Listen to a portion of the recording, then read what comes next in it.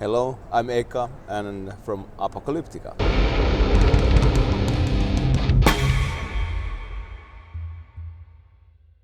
The next tour starts today. Oh.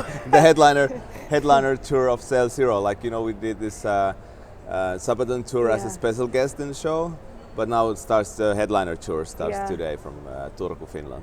It's been busy times, you know, preparing because of course now we played on SABATON tour, we played only 50 minutes long set, and now it's going to be closer to 2 hours. So it's a lot, you know, new songs from the new album Cell Zero, and also we made some a bit new versions of some old songs, and so there's been a lot to do. Yeah. I think we will have, at the moment we will have 5 vocal songs on the set, and the rest is a combination of new material and old material, and we will have we have a great opening band, a Finnish band called Wheel. Yeah. And their singer James, he's gonna join us to do the vocal songs we're gonna perform. Oh, that's really cool. I'm sad to miss it because I'm not sure if Wheel is supporting you during the Helsinki show. We have not made a final decision for the Helsinki show yet because now we just confirmed Eicca to be a special guest, and still have not decided the opening band. It depends a little bit. I don't know exactly if Wheel is on tour at the time and what will happen.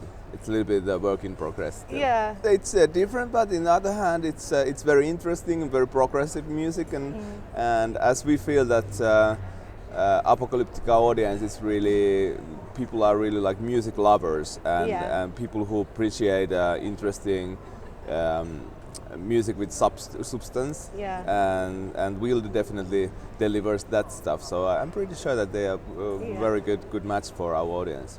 We did some research, or our management did some research, and we found out that the APOCALYPTICA listeners on Spotify and YouTube everywhere, the most matches comes to Eicca. So it's like it was obvious that our band fans, Eicca fans and APOCALYPTICA fans, that like each other's music. So we thought, okay, maybe that's something that we can create an event together with them that really delivers something special and something that our fans really appreciate. We are switching who is playing last, but both bands are playing the full set. Okay, that's great. So fans who are going to see that tour can expect the same set list as you're playing in Helsinki and all the Finnish pretty much Helsinki might be different because we might have some special guests. We are still working on that. There will be some guest featuring artists also, so that might affect a little bit the set list of Helsinki. But in general, on this Epic Apocalypse tour, it's going to be the same.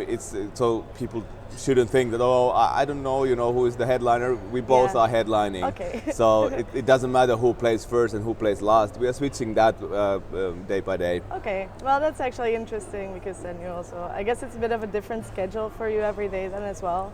Yeah, based on, you know, how we plan it. Yeah. It's like, you know, Eicca will be the last band in the cities or countries that they are stronger than we are, you know, like the ticket sales have been stronger in the past, so we're switching, and then when it's APOCALYPTICA, and then we are the last band. So, but it doesn't really matter, you know, for the event. It's the thing for fans. What matters is that they come more to come Eicca or more to come to see APOCALYPTICA. They still will get the full show. So either of us is not in a position of being a support or opening band for other ones. So I've seen only positive reactions, and it's been very strong.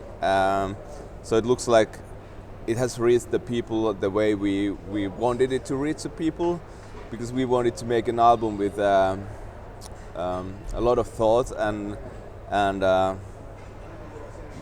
lots of meaning, and we wanted to create an album that the listener can really get the platform for their own emotions and experience, and also for their thoughts. And it looks like, based on the reactions and comments, what I've seen and got, that really does the job, that people really feel it very emotional, and they feel that the music is leading them into the territories inside themselves that they really didn't know even they exist. So it's great. I'm very proud about the album. It's we really did it for ourselves and for our hardcore fans. It's not made to sell any records because So there was not a single commercial aspect involved on the process of that album, and I'm very proud about it. It's a very brave album in a way, and I knew that it's not gonna be. It's hard to promote an instrumental album because you don't have radio, you don't have the regular attention, and but I was pretty sure that the people who will find the album and listen to it, they really find something special in it. So I mean, and it's not like you haven't done it before, because when you were a lot smaller, you already we did that. We did the instrumental albums, and that's where our base is, and that's what we wanted to dive into, to the roots of APOCALYPTICA's original music, without vocal collaborations. But it doesn't mean that we released the instrumental album. We still love to do the vocal tracks as well, but it's a little bit two different worlds, and now it was great because of the modern release policy and the streaming services and stuff.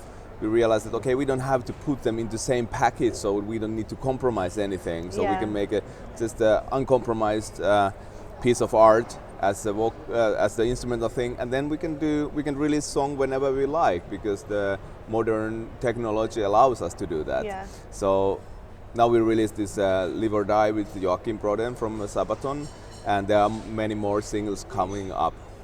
Some actually, the mix for the second single is just finished yesterday. Oh, okay. Yeah, so that's gonna be out. I don't know exactly when, but most likely late spring. And then there is we're gonna go to the studio in 2 weeks to record the next one. And so it's actually more fun for us to work now. In the past, in the old times, we just did the album. It was massive work to do the album, release the album, and tour for maybe 2 years after that, and didn't write new music in the meanwhile because the touring was so intense.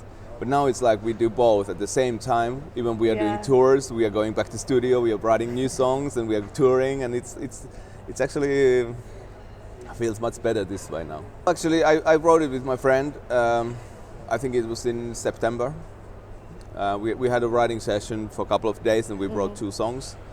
And this is Live or Die is one of those songs. I think the thematics of Cell Zero are very universal. There's this environmental thing, but there's also this themes about the greediness of people and selfishness and all that kind of stuff. And Live or Die is really that's pretty much all about selfishness of leaders, and how the leaders put us to be the troops to fight their wars, but they don't really care, and they ever get response. They can always sneak out from the responsibility if things go wrong. That's what weak leaders. Strong leaders, they can stand for their actions, but we have too many weak leaders in the world, and they just always sneak away. When it comes to, they like to lead, but when things go wrong, they like to disappear and not to take the responsibility. It's like this captain of this cruise ship in Italy which sank. That he was first to leave the boat, and usually it should be like the captain of the boat leaves the last, or actually sinks with the boat. And we should get that kind of leadership back in the world. I think these kind of things as coronavirus, it's been all the time the matter of time. We have had Ebola, we have had SARS, we have had all this kind of diseases growing up, and I'm not a specialist, so I don't know which things are a result of the human actions, but most likely we have affected the ecosystem so much that I think it's just a matter of time that nature creates viruses and bacterials that will kill a lot of people, and we are living crazy times. We've been always living crazy times. It would be wrong to say that now it's so much more terrible than it was. The past times were even more brutal and more terrible in many ways, but still, with all the knowledge we have now, we should be able to put our act together better and make really actions that we know that are necessary, to keep things going in the right path. And now if we have people like Trump, like today, that he just banned Europeans to travel to America. For me, it doesn't really make a logic, Chinese can travel to America, British people can travel to America, but not other Europeans. So it's like it feels for me. It feels so crazy to start to make election politics with such a huge tools that will affect the people and economy and everything so badly. It's and as a musician who also tours a lot in America, and you have I'm waiting today. You know what Finnish Parliament decides, because now in every other country in Europe except Finland, well, maybe there are a few other countries as well, but no events are cancelled. So basically, we are the last resort now who can play shows, and the tour starts today. So I'm going from Helsinki to Turku today, and it might be possible that there's no show tonight. Yeah. I really hope not, but I guess that also all events in Finland will be banned now, and for us it means that we have the American tour coming in May. It starts to look more and more possible that will be cancelled. Then we will end up in a situation that all our work is gone for half a year, all our income is gone, so we will get into a really hard economical situation as well. But luckily we can do always the thing what we usually do, to work with no money, which means writing music. So we can start to write next album, if we can't play shows. So I guess that's a good news. If there's not going to be a tour, there's going to be a new album. I always, whatever, in everything in life, I always try to look at the bright side of bad things. But say the tour should be cancelled, you're planning to reschedule it, I assume, based on... Of course, but that's super complicated. Yeah. The availability of venues, that's always one thing. Plus, we have, for example, for autumn, there's going to be 3 tours 1 month each, so there's no way that we could move the shows from the spring to the autumn. Yeah. It's not possible, so then it would be postponed by 1 year or something. Okay. So it's really fucked up, but what can we do?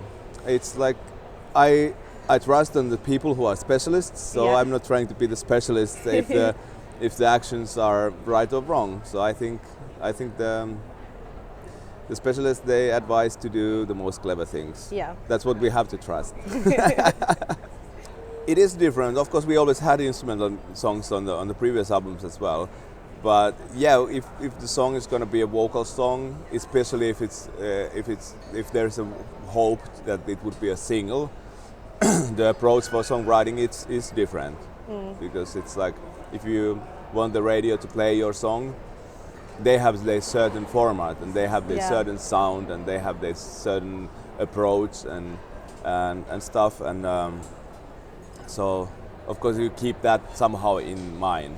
And then it's actually not a composing thing, but how you start to structure a song, what you start to do with the ideas. The basic ideas can be really similar, whether it's going to be instrumental or a vocal song, but then how you continue the writing, it affects that what's the goal, what you want to reach with the song. And so I think in general, making Cell Zero, we just gave a flying fuck on anything. We didn't even have a producer, we didn't have a record company, we had nothing. We were just 4 of us and Jonas, our engineer, and we were in the studio. We didn't play any of the demos, we didn't play any songs to anybody before the album was ready. Is that something you used to do, or like? No, of course, when you have featuring singers and you have different producers, of course, when you have a producer, for example, you need to kind of do it together with the producer, and it's a communication, and of course that gives an effect. That's why you want to get the producer, that the producer brings something into the process.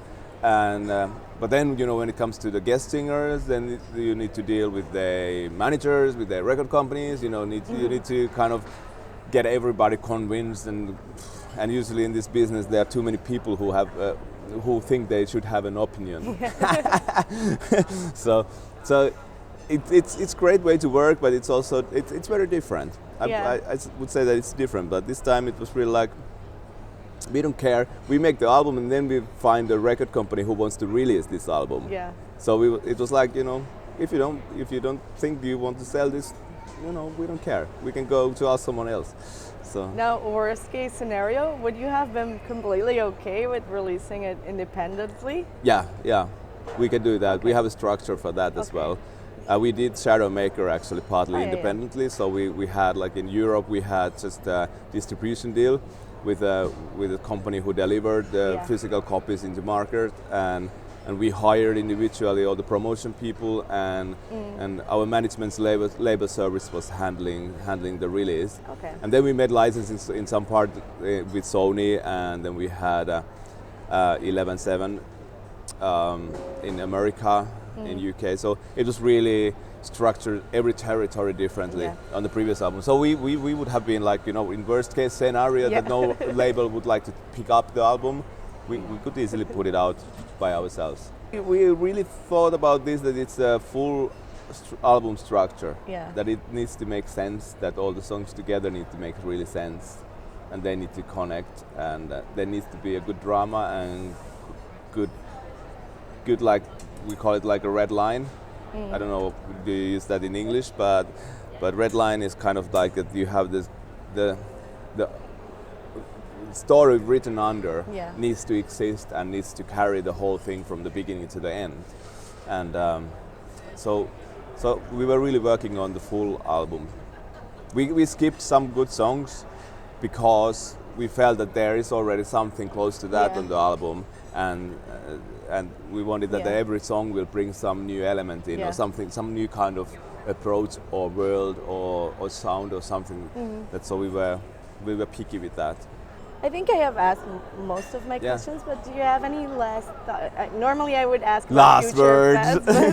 Do you have any last words? Do you have any last words? I'm not about to die yet. So you never know. You never know which words are your last words. Usually we don't get a chance to say them before it's too late. You have a platform. I don't know. I just I would say, first of all, in these crazy times, because this Corona thing looks like it's getting really crazy. We have no idea how crazy it's going to be.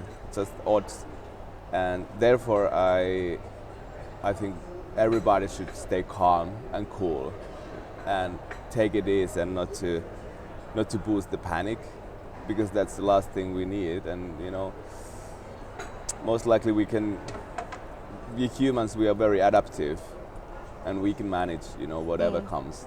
So people should take it easy and stay positive and just focus on their lives and modify their lives for the regulations.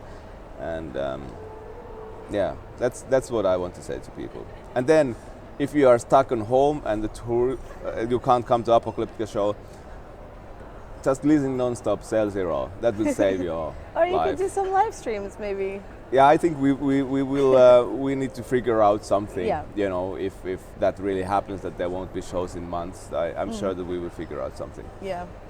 All right. Thank you very much. Thank you.